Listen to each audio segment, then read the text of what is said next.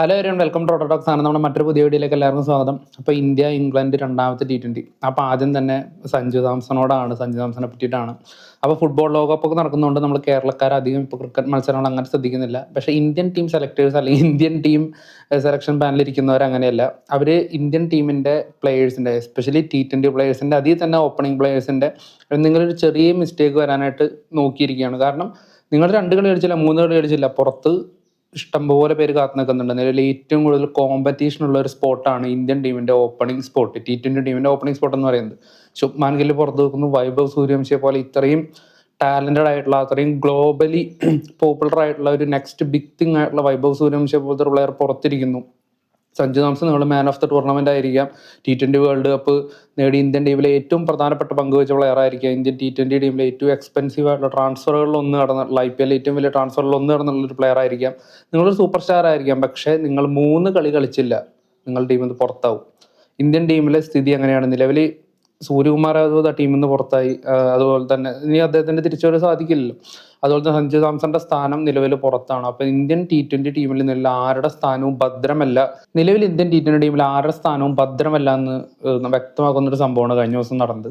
Vaibhav Suryavanshi Indian T20 ടീമിലേക്ക് തിരിച്ചെത്തുമ്പോൾ ഒരു ചരിത്ര മുഹൂർത്തമാണ്. കാരണം സച്ചിൻ ടെണ്ടുൽക്കർ 2 പതിറ്റാണ്ടായിട്ട് അദ്ദേഹം കൈയടക്കി വെച്ചിരിക്കുന്ന ഒരു റെക്കോർഡായിരുന്നു യങ്ങസ്റ്റ് ഇന്ത്യൻ ടീമിന് വേണ്ടിയിട്ട് ഡെബ്യൂട്ട് ചെയ്യുന്ന ഏറ്റവും പ്രായം കുറഞ്ഞ പ്ലെയർ എന്ന്.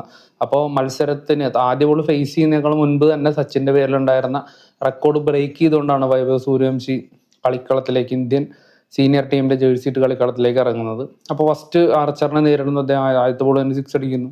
അങ്ങനെ 2 സിക്സുകൾ അടിക്കുന്നു. പക്ഷെ 14 റൺസ് വരെ ആ ഇന്നിങ്സ് നീണ്ടു എന്നുള്ളൂ. വിൽ ജാക്സന്റെ ബോൾ അദ്ദേഹം പുറത്താവുകയാണ്. പിന്നീട് അങ്ങോട്ട് അഭിഷേക് ശർമ്മ വളരെ സ്ലോ ആയിട്ട് തുടങ്ങി. പിന്നീട് അങ്ങോട്ട് അദ്ദേഹം നല്ലൊരു ഇന്നിങ്സ് കാഴ്ചവെച്ചു. അതുപോലെ തന്നെ ഇഷൻ കിഷന്റെ ഒരു ഇന്നിങ്സ്, ശ്രേയസ് അയ്യർ കുറച്ചുകൂടി ഡിഫെൻസീവ് ആയിരുന്നു, ഒരു ക്യാപ്റ്റന്റെ ഉത്തരവാദിത്തമുള്ളതുകൊണ്ടായിരിക്കാം.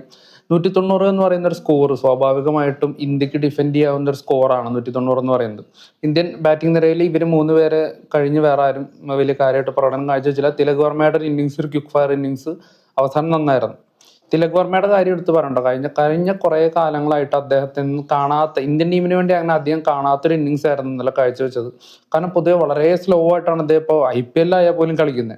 എന്താണ് അദ്ദേഹത്തിന്റെ ഈ ബാറ്റിംഗ് ശൈലിയിലൊന്നും മാറ്റം എന്ന് എനിക്കറിയില്ല. കാരണം മിഡിൽ ഓർഡറിൽ വളരെ വിശ്വസ്തനായിട്ട് നമുക്ക് ഏതൊരു സാഹചര്യത്തിലും ഡിപ്പെൻഡ് ചെയ്യാൻ പറ്റുന്ന ഒരു പ്ലെയർ ആയിരുന്നു തിലക് വർമ്മ.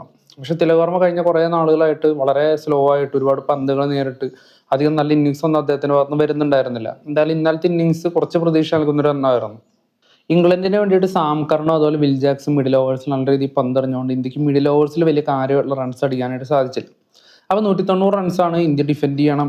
ഇന്ത്യക്ക് ഡിഫെൻഡ് ചെയ്തേ പറ്റും. കാരണം കഴിഞ്ഞ 2 മത്സരങ്ങൾ തോറ്റിരിക്കുകയാണ്. വേൾഡ് ചാമ്പ്യൻസ് ആണ്. അയർലാൻഡായിട്ട് തോറ്റു. ഇതാ തൊട്ടപ്പുറത്ത് കിടക്കുന്ന ഇംഗ്ലണ്ടിലോട്ട് വന്നു. ആദ്യത്തെ മത്സരം നമുക്ക് നോ റിസൾട്ട് ആണെങ്കിൽ പോലും താരതമ്യേന ഒരു മോശം ബാറ്റിംഗ് പെർഫോമൻസ് ആയിരുന്നു ഇന്ത്യയുടെ. അപ്പോൾ ഈ മത്സരം ജയിച്ചേ പറ്റുള്ളൂ. ശ്രേയസ് അയ്യർക്ക് അഭിമാന പ്രശ്നമാണ്. തുടക്കം തന്നെ ഹർഷദീപ് സിംഗിന്റെ ഒരു ന്യൂ ബോളിൽ അദ്ദേഹത്തിന്റെ കഴിവ് നമുക്ക് എല്ലാവർക്കും അറിയാം. ബുംറയുടെ അഭാവത്തിൽ അദ്ദേഹം തന്നെ വേണം ബോളിംഗ് യൂണിറ്റ് ലീഡ് ചെയ്യാനായിട്ട്. തുടക്കം തന്നെ ഫിൽ സാൾട്ടിനെയും ജോസ് ബട്ട്ലറിനെയും ഡക്കിലായിട്ട് അദ്ദേഹം മടക്കുകയാണ്. ഇന്ത്യ വിജയം ഉറപ്പിച്ചു കഴിഞ്ഞ അവിടെ. പിന്നീട് അവിടെ ഹാരി ബ്രൂക്കിന്റെ ഒരു നല്ലൊരു ഇന്നിങ്സ് വന്ന് ഒരു സാമാന്യം ഭേദപ്പെട്ട ഒരു സ്കോറിലോട്ട് ഇംഗ്ലണ്ടിനെ ആ ഒരു കുഴിയിൽ നിന്ന് എടുത്ത് എത്തിക്കുകയാണ്. 50+ സ്കോറിലോട്ടൊക്കെ എത്തിക്കുകയാണ്. ഹാരി ബ്രൂക്ക് പുറത്താവുന്നു. പിന്നീട് അവിടെ ടോം ബാൻഡനെ കൂട്ടുപിടിച്ച് ജേക്കബ് ബദലി ഇംഗ്ലണ്ടിനെ കൊണ്ടുപോയൊരു പോക്കുണ്ട്. പിന്നീട് അങ്ങോട്ട് വളരെ കിഡിലൻ ഒരു ഇന്നിങ്സ് ആണ് നല്ല ജേക്കബ് ബദലി കളിച്ചത്. അവർ ടോം ബാൻഡനായിട്ടൊരു നല്ലൊരു പാർട്ട്ണർഷിപ്പ് മിഡിൽ ഓർഡർ ഉണ്ടാകുന്നു. ഇന്ത്യൻ സ്പിന്നേഴ്സിനെ നല്ല രീതിയിൽ കൈകാര്യം ചെയ്യുന്നു, പേസേഴ്സിനെ നല്ല രീതിയിൽ കൈകാര്യം ചെയ്യുന്നു. ഒരു ഘട്ടത്തിൽ പക്ഷെ ഇന്ത്യക്ക് അനുകൂലമായിരുന്നു കളി. അവസാനം 4 ഓവറിൽ 49 റൺസ് വേണമായിരുന്നു ഇംഗ്ലണ്ട് ജയിക്കാനായിട്ട്. പക്ഷെ ആ ഒരു സാഹചര്യത്തിൽ അവിടെ രവി ബിഷ്ണോയുടെ ഒരു ഓവർ, അദ്ദേഹത്തിന്റെ ഓവറിൽ നോ ബോൾ വരുന്നു, 6കൾ വരുന്നു, 4 വരുന്നു. ഏകദേശം 29 റൺസ് ആ ഓവറിൽ കൺസീഡ് ചെയ്യുകയാണ്. അതുകൊണ്ട് തന്നെ ആ മത്സരം ഇന്ത്യയുടെ കൈവിട്ട് പോവുകയാണ്. അങ്ങനെ ജേക്കബ് ബദലായിരുന്നു ഇന്നലെ പ്ലെയർ ഓഫ് ദ മാച്ച്. മത്സരശേഷം ശ്രേയസ് അയ്യർ നടത്തിയൊരു സ്റ്റേറ്റ്മെന്റ് എനിക്ക് വളരെ ബോറായിട്ടാണ് തോന്നിയത്. അദ്ദേഹം പറഞ്ഞു, ഏത് പ്ലെയറുടെ ഭാഗത്താണ് മിസ്റ്റേക്ക് എന്ന് ഞങ്ങൾക്കറിയാം, പക്ഷെ അദ്ദേഹത്തിന്റെ പേര് പറയാൻ ആഗ്രഹിക്കുന്നില്ല. അദ്ദേഹത്തിന് ഡയറക്റ്റായിട്ട് പേര് പറയാറുണ്ടല്ലോ, എന്തിനാണ് ഇങ്ങനെ വളഞ്ഞു ചുറ്റി ഒരാളെ ആക്രമിക്കേണ്ട ആവശ്യം. ഒരു മത്സരത്തിൽ ഒരു പ്ലെയർ മോശം, ഇപ്പോൾ രവി ബിഷ്ണോയിയുടെ കേസ് എടുക്കുകയാണെങ്കിൽ അദ്ദേഹം നമ്പർ 1 T20 ബോളർ ആയിട്ടുള്ള ഒരു പ്ലെയർ ആണ്. വളരെ യങ് ഏജിൽ തന്നെ ഇന്ത്യൻ ടീമിൽ വരികയും നമ്പർ 1 ബോളറായിട്ട് മാറുകയും ഇന്ത്യക്ക് വേണ്ടി നിരവധി മത്സരങ്ങളിൽ കീ വിക്കറ്റ്സ് എടുക്കുകയും മികച്ച പ്രകടനം കാഴ്ചവെക്കുകയും ചെയ്തിട്ടുള്ള ഒരു പ്ലെയർ ആണ് അദ്ദേഹം. അപ്പൊ ആ രവി ബിഷ്ണോവിനെ പോലത്തെ ഒരു പ്ലെയർ ഒരു മത്സരത്തിൽ ഫോം ഔട്ട് ആയപ്പോൾ അദ്ദേഹം 60 റൺസ് കൺസീഡ് ചെയ്തു. ഇതിന് മുന്നേ ഒറ്റത്തവണ മാത്രമാണ് അദ്ദേഹം 50 റൺസ് കൺസീഡ് ചെയ്തിട്ടുള്ളത്.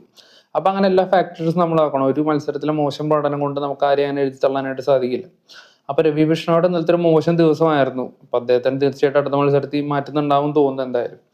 അപ്പോൾ അദ്ദേഹത്തിന്റെ ഒരു മോശം പെർഫോമൻസിന് ഇതിൽ ഇംഗ്ലണ്ട് ജയിച്ചു. പക്ഷെ ശ്രേയസ് അയ്യർ പറഞ്ഞൊരു കമന്റ് ഒട്ടും അക്സെപ്റ്റ് ചെയ്യാൻ പറ്റുന്നൊന്നായിരുന്നില്ല.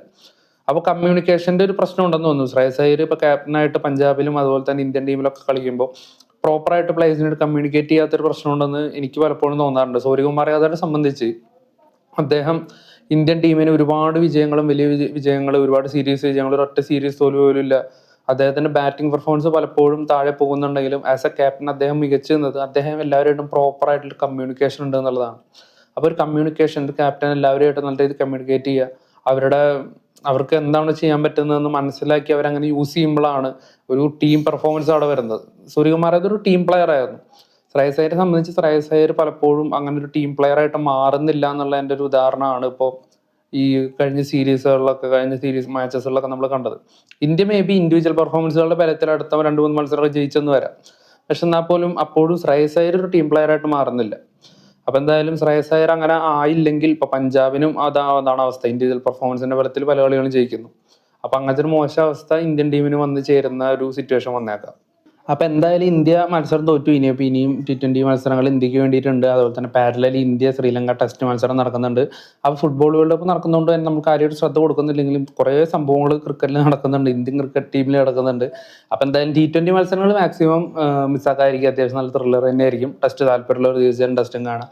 എന്നാൽ നമ്മൾ അടുത്ത വീഡിയോ ആയിട്ട് വീണ്ടും വരുന്നതായിരിക്കും. അപ്പൊ എന്തായാലും ഈ ഒരു പെർഫോമൻസിനെ പറ്റി നിങ്ങളുടെ അഭിപ്രായങ്ങളും കാര്യങ്ങളൊക്കെ കമന്റ് ചെയ്യുക. സഞ്ജു സാംസന്റെ പെർഫോമൻസ്, ഈ ഇൻകൺസിസ്റ്റൻസി ഒക്കെ നമുക്ക് വല്ലാതെ വിഷമമുള്ള സംഭവം തന്നെയാണ്.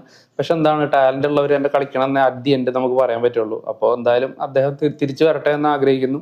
അപ്പൊ ഇന്ത്യൻ മിഡിൽ ഓർഡറിൽ ഒരുപാട് പ്രശ്നമുണ്ട്. മിഡിൽ ഓർഡറിലെ ബാറ്റേഴ്സും ഭയങ്കര ഇൻകൺസിസ്റ്റന്റ് ഒക്കെ തന്നെയാണ്.